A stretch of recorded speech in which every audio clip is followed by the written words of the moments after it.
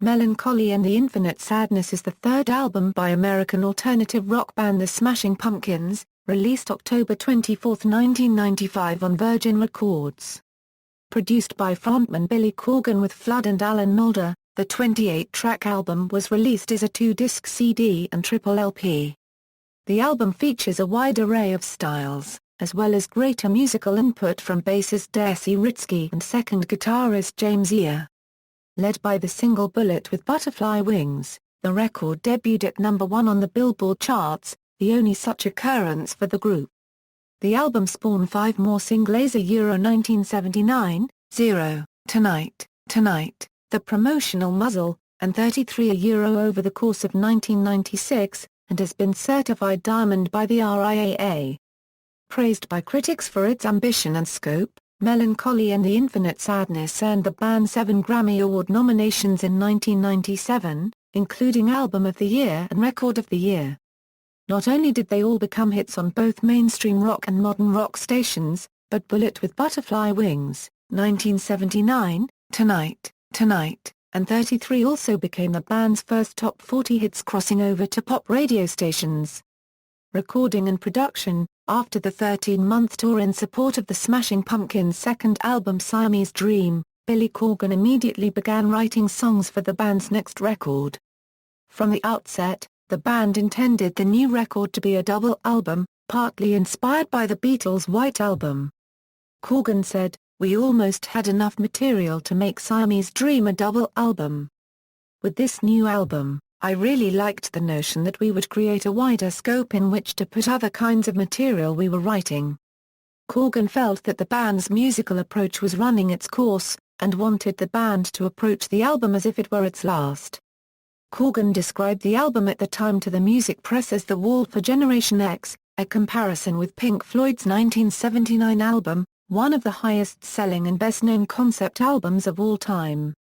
The band decided to forego working with Butch Vig, who had produced the group's previous albums, and selected Flood and Alan Moulder as co-producers. Corgan explained, "To be completely honest, I think it was a situation where we'd become so close to Butch that it started to work to our disadvantage. I just felt we had to force the situation, sonically, and take ourselves out of normal Pumpkin recording mode. I didn't want to repeat past Pumpkin work." Flood immediately pushed the band to change its recording practices. Corgan later said, "Flood felt like the band he would see live wasn't really captured on record." In April 1995, the band began recording in a rehearsal space, instead of entering the studio straight away. At these sessions, the band recorded rough rhythm tracks with Flood. Originally designed to create a rough draft for the record, the rehearsal space sessions ended up yielding much of the new album's rhythm section parts. Flood also insisted the band set aside time each day devoted to jamming or songwriting, practices the band had never engaged in before during recording sessions. Corgan said, "Working like that kept the whole process very interesting. Kept it from becoming a grind." Corgan sought to eliminate the tension that permeated the Siamese Dream recording sessions. Corgan said regarding the problems with recording Siamese Dream, the biggest offender was the insidious amounts of time that everyone spends waiting for guitar parts to be overdubbed. There were literally weeks where no one had anything to do but sit and wait. The band decided to counter idleness by using 2 recording rooms at the same time. This tactic allowed Corgan to work on vocals and song arrangements while recording was done in the other. During these sessions, Flood and Corgan would work in one room as Moulder, guitarist James Iha, and bassist D'arcy Wretzky worked in a second. Iha and Wretzky had a much greater role in the recording of the album, unlike the prior albums where Corgan was rumored to have recorded all the bass and guitar parts himself. James Iha commented about the recording sessions. "The big change is that Billy is not being the big I do this I do that. It's much better." The band arranged a lot of songs for this record, and the songwriting process was organic. "The circumstances of the last record and the way that we worked was really bad." Following the rehearsal space sessions, the band recorded overdubs at the Chicago Recording Company. Pro Tools was used for recording guitar overdubs as well as for post-production electronic looping and sampling. Wretzky also recorded numerous backup vocal parts, but all were cut except the one recorded for Beautiful. When the recording sessions concluded, the band had 57 completed songs which were up for contention to be included on Mellon Collie. The album was originally going to have 32 songs, but this was cut back to 28 songs. Music: the songs of Mellon Collie and The Infinite Sadness are intended to hang together conceptually, with the two halves of the album representing day and night. Despite this, Corgan has rejected the term concept album to describe it, and it was at the time described as more loose and vague than the band's previous records. However, Billy Corgan has also said that the album is based on the human condition of mortal sorrow. Corgan aimed the album's message at people aged 14 to 24 years, hoping to sum up all the things I felt as a youth but was never able to voice articulately. He summed up by stating, "I'm waving goodbye to me in the rear-view mirror, tying a knot around my youth and putting it under the bed." The sprawling nature of the album means that it utilizes several different diverse styles amongst the songs, contrasting what some critics felt was the one-dimensional flavor of the previous two albums. A much wider variety of instrumentation is used, such as piano, synthesizers and drum loops, a live orchestra, and even soul shakers and scissors. All guitars on the album were tuned down a half step in order to make the music a little lower, according to Corgan. On some songs, like Jillibally, the first string was tuned down an additional whole step to car and registered trademark. There was a greater variety to the number of guitar overdues utilized than on previous albums. Iha said, in the past, everything had to be overdubbed and layered a Euro guitar overkill. That wasn't really the train of thought this time, although we did that too. To Forgive consists of only one live guitar take, while Through the Eyes of Ruby contains approximately 70 guitar tracks. The various sections of Porcelina of the Vast Oceans were recorded at various times, with different instruments and recording setups, and were digitally composited in Pro Tools. Corgan and Iha shared soloing duties. Iha estimated that the guitar solo duties were divided half and half on the record.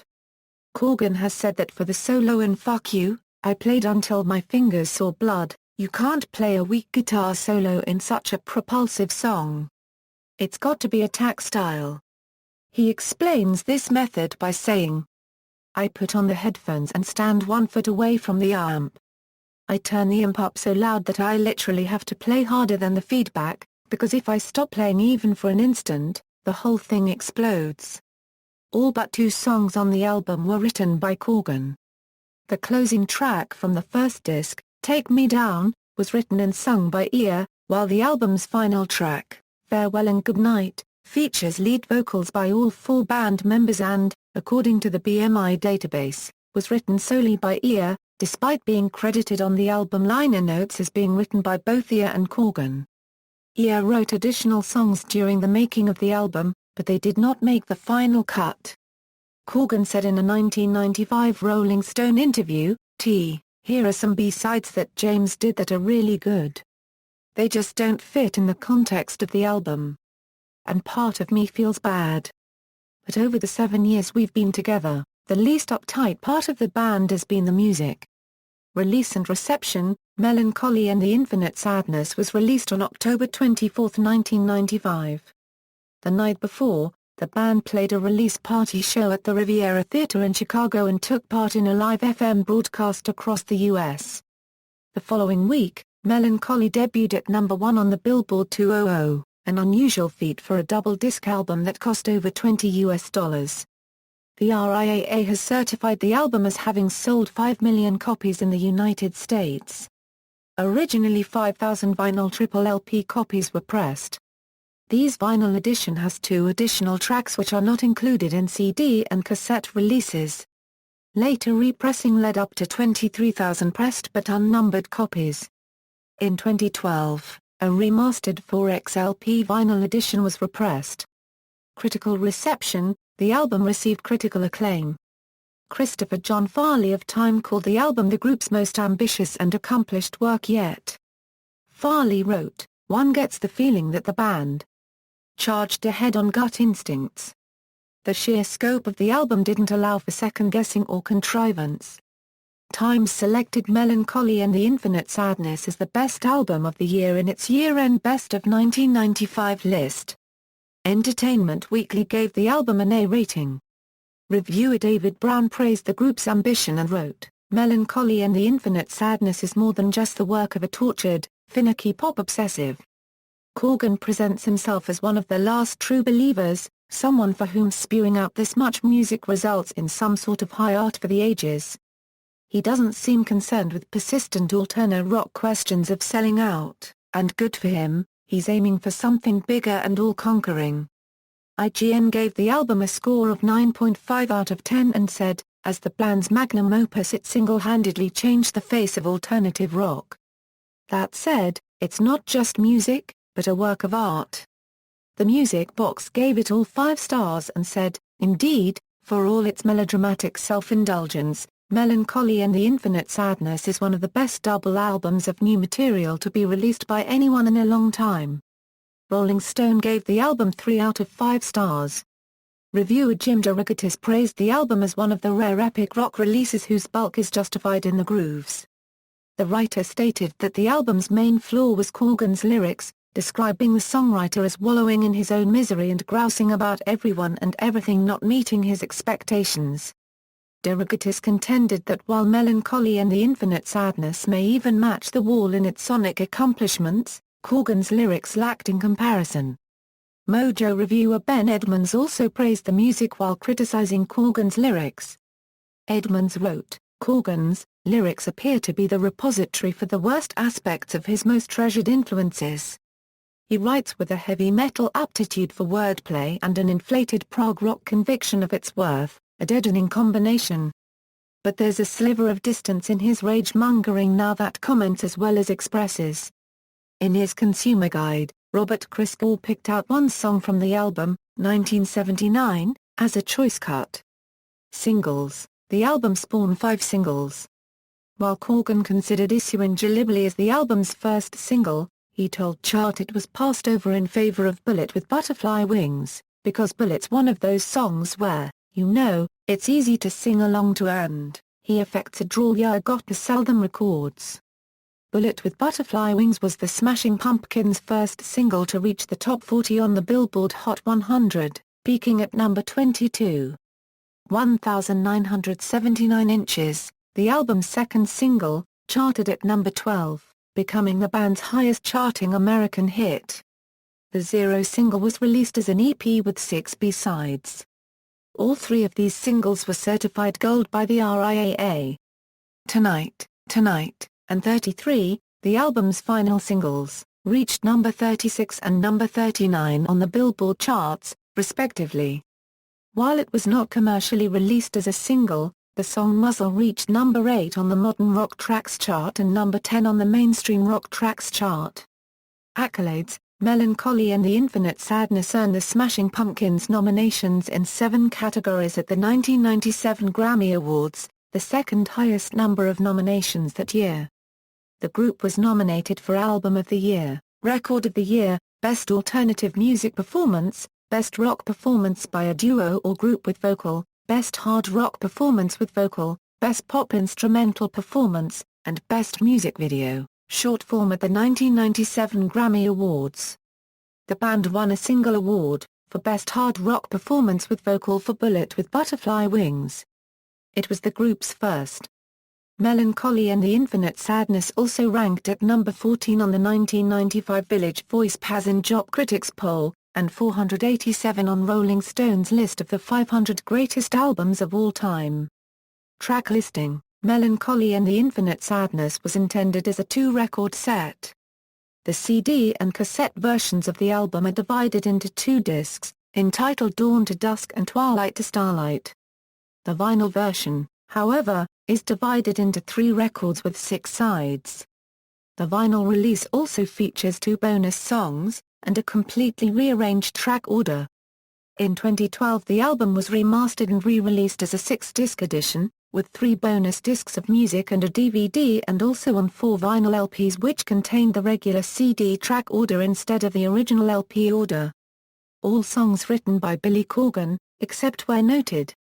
Compact disc cassette version/2012 vinyl reissue, original vinyl version, 2012 CD/DVD reissue. As part of EMI Music's extensive reissue campaign, a special edition of the album was released on December 4, 2012.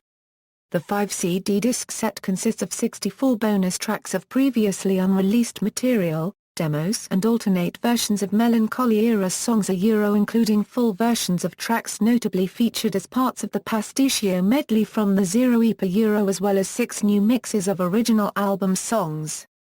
The package also includes a DVD consisting of footage from 2 live shows, tracks 1 €11 taken from the group's May 15, 1996 concert at the Brixton Academy in London, England, originally filmed by MTV Europe, and tracks 12 €15 from their April 7, 1996 show at the Philippshalle Darwan Düsseldorf, Germany that was filmed by the German TV show Rock Palast. The bonus content and special features were curated from the band's archives by Corgan, and have been remastered from the original master tapes by Bob Ludwig. Chart positions and sales certifications, personnel, The Smashing Pumpkins, Jimmy Chamberlin drums, vocals on Farewell and Goodnight, Billy Corgan lead vocals, lead guitar, piano, mellotron, production, mixing, string arrangement on Tonight, art direction and design, James Iha rhythm guitar.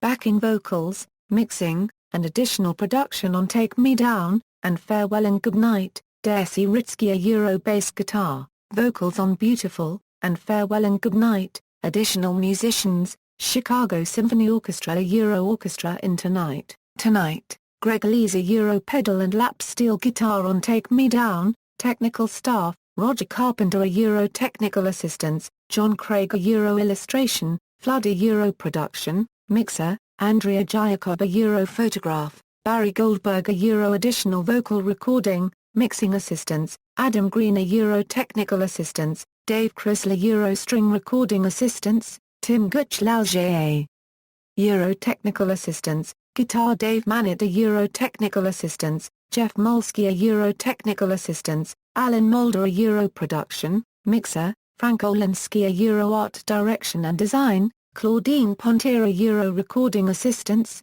Audrey Riley string arrangement on Tonight, Chris Shepherd recording, Russ Spice technical assistance, Howie Weinberg mastering, Bob Ludwig mastering. See also, list of best-selling albums in the United States, references.